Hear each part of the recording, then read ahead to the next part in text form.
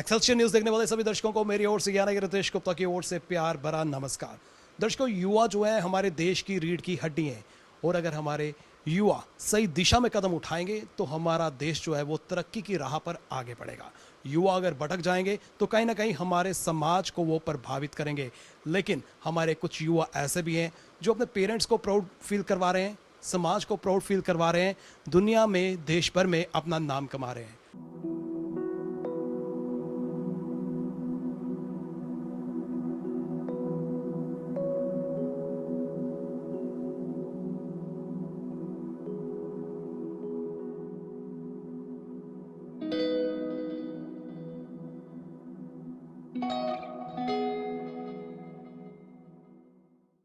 आज मैं आपकी मुलाकात करवाने जा रहा हूं यंगेस्ट ऑथर से जिन्होंने छोटी सी उम्र में किताबें लिखी हैं। जी हाँ, मैं बात कर रहा हूं सहज सबरवाल की। सहज, बहुत बहुत स्वागत है आपका एक्सेलसियर न्यूज में। Thank you so much. आप 17 साल के थे जब आपने पहली बुक लिखी। अभी आपकी उम्र कितनी है और कहां से आपको प्रेरणा मिली? मतलब मैंने अपनी पहली पोइम लिखी थी जो मैंने मदर्स डे के ऊपर लिखी थी। तो मैंने मदर्स डे वाले दिन अपनी मम्मा को गिफ्ट की, जो कि मेरी पोइम्स पे सहज सबरवाल। मैंने एक बुक पब्लिश कर दी 17 की एज में, और अभी मैं 19 ईयर्स का हूँ और मैंने दूसरी बुक पब्लिश की, इसका नाम है pedagogical thoughts made facts. Books आप लिख रहे हैं, सेकंड बुक आपकी मार्केट में आ गई है, तो इंस्पिरेशन कहां से मिली आपको? इंस्पायरेशन मेरे को मतलब सोसाइटी से मिले। जैसे सोसाइटी में कितने क्राइम्स वगैरह हो रहे हैं, जैसे लोग मतलब काफ़ी ज़्यादा मतलब इलिटरेट टाइप के भी होते हैं। तो मतलब जैसे कुछ लोग मोटिवेट करते हैं, कुछ डीमोटिवेट करते हैं, तो उन सभी को मतलब ठीक करने के लिए मैंने ये लिखी है। जैसे कि आज के हम युवाओं की बात करें तो हमारे युवा जो हैं उनका रुझान जो है कई एक्टिविटीज़ में है। कुछ स्पोर्ट्स की तरफ आगे बढ़ रहे हैं, कुछ अगर हम एक्टिविटीज़ की बात करें मॉडलिंग की तरफ बढ़ रहे हैं, फिल्म इंडस्ट्री की तरफ उनका रुझान है। हर क्षेत्र में जो है वो लोहा मनवा रहे हैं, लेकिन कहीं ना भटक भी रहे हैं। तो बुक्स लिखना, ऑथर बनना एक अपने आप में एक छाप है जो आप छोड़ चुके हैं। तो आपको नहीं लगता कि आपकी एज के ग्रुप के जो बच्चे हैं, यंगस्टर्स हैं, उनका रुझान बहुत कम होता है लिखने में खासकर? जैसे मैं देखता हूँ कि राइटर्स वगैरह जम्मू कश्मीर में काफ़ी कम है, खासकर जम्मू कश्मीर में। मतलब ना कोई सपोर्ट करता है ना कुछ करता है। मतलब जैसे जम्मू कश्मीर में हम देखते हैं राइटर्स, मुझे लगता है कि मतलब यूनिकली कोई मतलब कोई एक बंदा मिल जाएगा। जैसे राइटर्स जो है मतलब वो ही सभी के पीछे होता है। जैसे आप कोई सिंगर वगैरह देख लो, मतलब वो फेमस हो जाते हैं, जैसे डायरेक्टर फेमस हो जाते हैं, कोई मूवी कोई भी शूट कर रहा है वो फेमस हो जाता है। लेकिन मतलब जो सिंगर्स हैं जिन्होंने मतलब पूरी मूवी लिखी है या कोई सॉन्ग लिखा है किसी ने, राइटर्स ही मतलब हर किसी चीज़ के पीछे होते हैं। तो मतलब उनको भी मतलब फेमस होने का हक है, तो उनको भी मतलब वैल्यू देनी चाहिए हमें। बिल्कुल, हर चीज़ में जो है कदम हमें आगे बढ़ाना चाहिए। एक्सपेरिमेंट जिस तरह से आपने किया तो उसमें आप कामयाब भी हुए। तो पर्टिकुलर क्या क्या चीज़ें जो हैं, क्या क्या टॉपिक्स, क्या क्या थॉट्स या क्या क्या पोइम्स जो हैं आपने लिखी हैं, थोड़ा बताएं हमारे दर्शकों के लिए।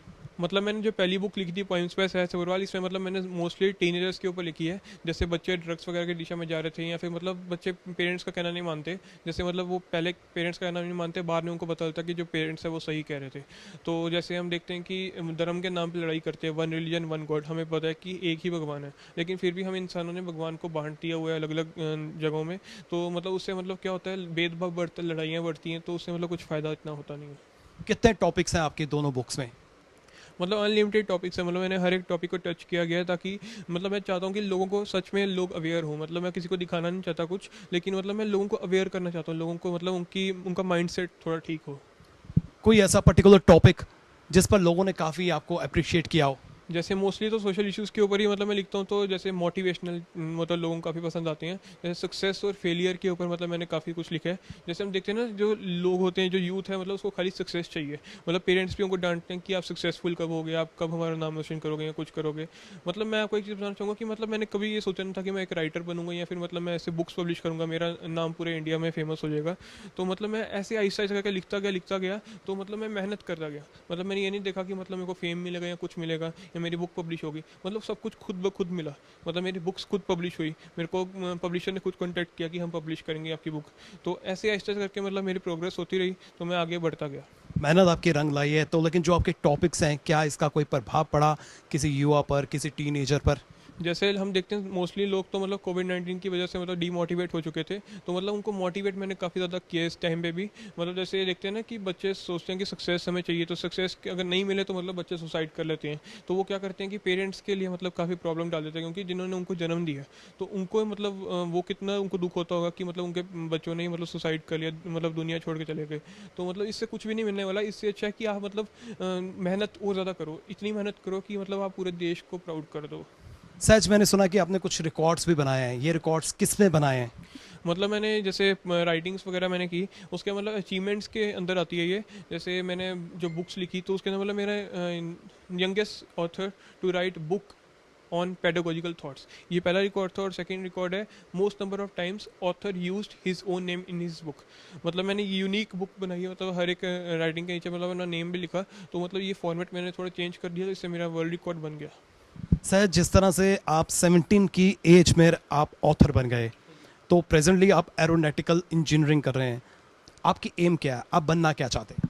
मतलब मैं तो मतलब मोस्टली साइंटिस्ट टाइप का मेरा इंटरेस्ट था कि मतलब मैं देश के लिए कुछ करूँ, कुछ रिसर्च वगैरह करूँ, जिससे मतलब साइंस पूरे वर्ल्ड को पूरा गर्व हो, मतलब इंडिया के ऊपर। मतलब कुछ ऐसा काम करना चाहता हूँ मैं। तो मतलब मेरा साइंस में काफ़ी इंटरेस्ट था, तो मैंने सोचा एरोनॉटिकल इंजीनियरिंग लेते हैं, मतलब कुछ इसरो नासा टाइप कुछ हम वहाँ पे करेंगे कुछ। तो रिसर्च वगैरह करेंगे, कुछ रिसर्च पेपर लिखेंगे, कोई मतलब साइंटिस्ट जैसे करते हैं कुछ नया लाते हैं, तो वैसी टेक्नोलॉजी लाएंगे। साइंटिस्ट बनना चाहते हो या ऑथर बनना चाहते हो? मतलब जैसे राइटिंग्स वगैरह तो मेरा इंटरेस्ट था, मतलब मैं फ्री टाइम में करता था, तो ऐसे बुक्स पब्लिश हुई, फेम मिल गया। तो मतलब ये जो मेरा मेन जो फोकस है वो मतलब मेरा स्टडीज़ में भी है। तो मैं एरोनॉटिकल इंजीनियरिंग कर रहा हूँ तमिलनाडु से।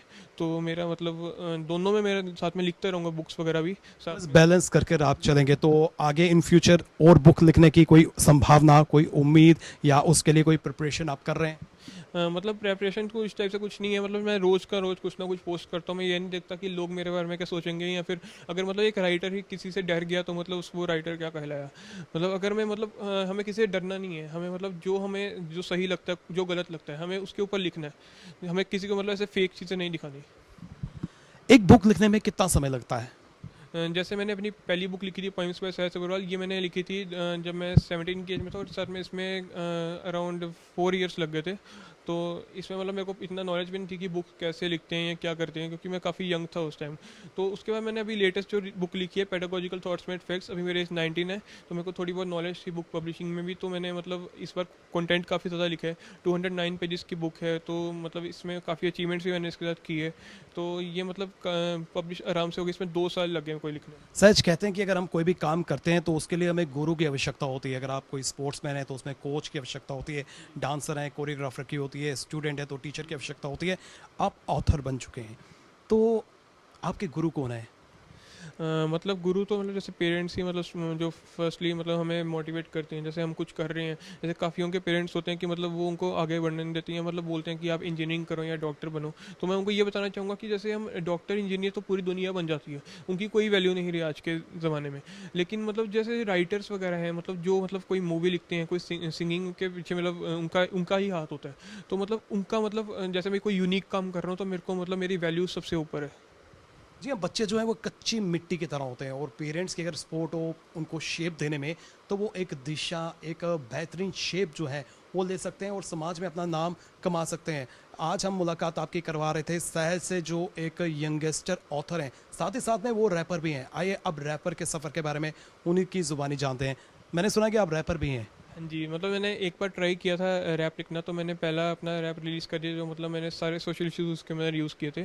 और अब मेरा लेटेस्ट रैप रिलीज़ हुआ है, जिसका नाम है बलात्कार रैप सॉन्ग। मतलब मैंने नो रेप के ऊपर लिखा, जैसे सोसाइटी में देखा था रेप काफ़ी हो रहे हैं। तो मतलब मैंने जैसे राइटिंग्स वगैरह की, तो मैंने उसी को मतलब एक रैप के फॉर्म में कर दिया, जैसे म्यूज़िक और बीट्स लगा के। इंडिपेंडेंटली मैंने सब कुछ किया। तो थोड़ा हमें सुनाएंगे हमारे दर्शकों के लिए? ज़रूर, मैं आपको अपना रैप सुनाता हूँ, बलात्कार रैप सॉन्ग।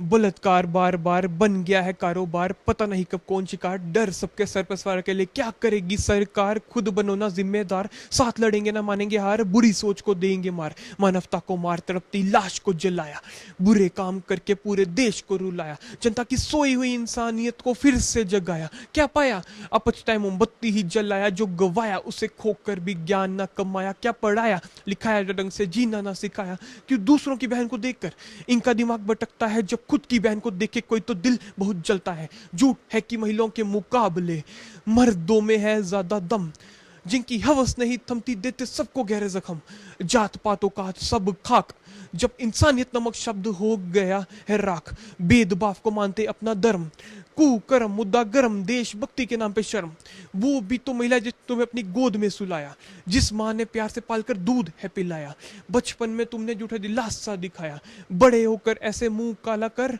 शर्म से झुकाया, ऐसे बुरे काम करने से पहले सिर्फ एक बार दिल से माँ बाप का ध्यान कर लेना, शायद ये भटका हुआ दिमाग दिल की मान इंसानियत की राह चाहे एहसान कर देना। बाय सहज अग्रवाल, थैंक यू।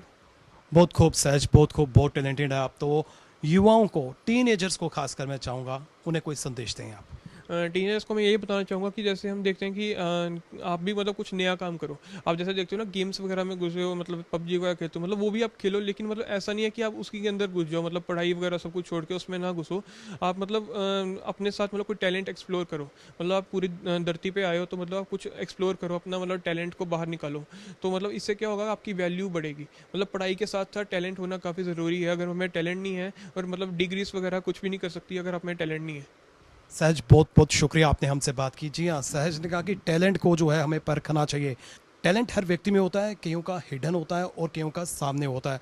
आज के दौर में एकेडमिक्स बहुत ज़रूरी है, लेकिन जिस तरह से सहज ने कहा कि एकेडमिक्स तो ज़रूरी है ही साथ में अगर हम किसी एक्टिविटी में इन्वॉल्व करते हैं, अपने छिपे हुए टैलेंट को पहचानते हैं, तो तब जाकर हम समाज में कम्पीट कर सकते हैं और एक मुकाम हासिल कर सकते हैं। हम अपील करना चाहेंगे उन युवाओं से जो सहज की एज के हैं कि हमें भी सहज से प्रेरणा लेनी चाहिए और कुछ ना कुछ जीवन में ऐसा कुछ करना चाहिए जिससे हमारे माता पिता हम पर प्राउड फील कर सकें, हमारा समाज हम पर प्राउड फील कर सके, हमारा देश हम पर प्राउड फील कर सके।